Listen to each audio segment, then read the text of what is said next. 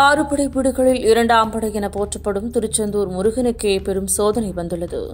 தென் மாவட்டங்களில் புகழ்பெற்ற திருச்செந்தூர் முருகன் கோவிலுக்கு நாள்தோறும் ஏராளமான பக்தர்கள் வருவதுண்டு.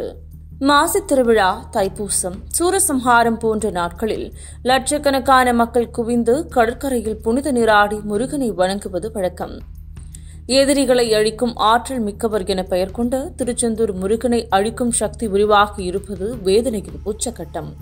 திருச்செந்தூருக்கு பெயர் போன கடற்கரையும் முருகன் கோவிலும் கடலில் மூழ்கும் ஆபத்து ஏற்பட்டுள்ளது. திருச்செந்தூர் கோவில் முன்புள்ள கடற்கரை பகுதியில் சுமார் 25 அடி நீளம், 10 அடி ஆழத்துக்கு கடலில் அரிப்பு ஏற்பட்டுள்ளது. பக்தர்கள் கடற்கரையில் கோவில் முன்புள்ள படிக்கட்டு பகுதியிலிருந்து கடலுக்குள் இறங்க முடியாத நிலை ஏற்பட்டுள்ளது. இது ஒரு ட்ரெய்லர் தான். இன்னும் சில ஆண்டுகளில் திருச்செந்தூர் கடற்கரை இல்லாத நிலை ஏற்படுவதற்கான அறிகுறி தென்பட்டுள்ளது. கடல் தண்ணீர் முழுவதும் கடற்கரையை சூழ்வதோடு கோவில் கருவறைக்கும் கடல் நீர் செல்லும் அளவிற்கு ஆபத்து ஏற்பட்டுள்ளது.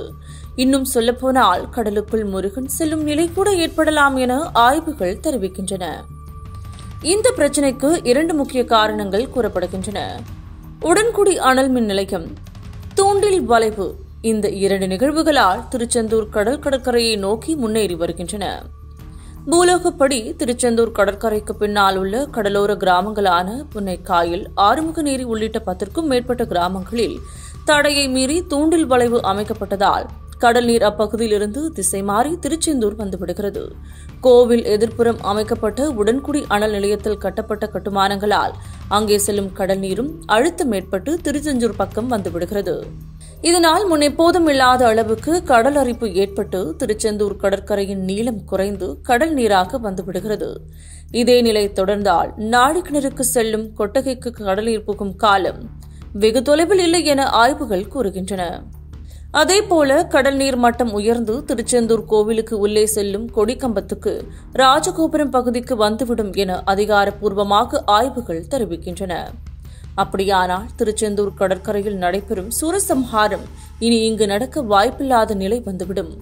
2025ஆம் ஆண்டு இறுதிக்குள் திருச்செந்தூர் கடற்கரை கடல் நீரில் மூழ்கி போனால் 2024ஆம் ஆண்டு கடற்கரையில் நடைபெற்ற சூரசம்ஹாரம் கடைசி நிகழ்வாக கூட வரலாற்றில் இடம்பெற வாய்ப்புள்ளது.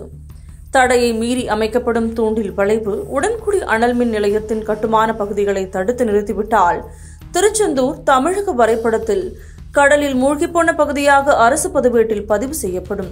என்ன முருகா, உனக்கு வந்த சோதனை!